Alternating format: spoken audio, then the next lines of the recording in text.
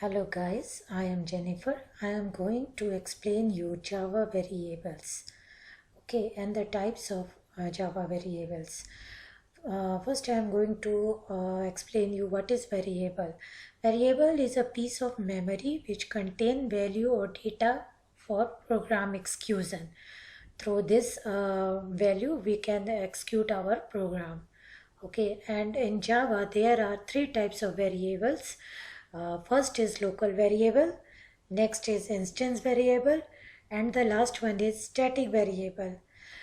In local variables, we can create inside the methods, and you can use this variable only inside the body of the methods.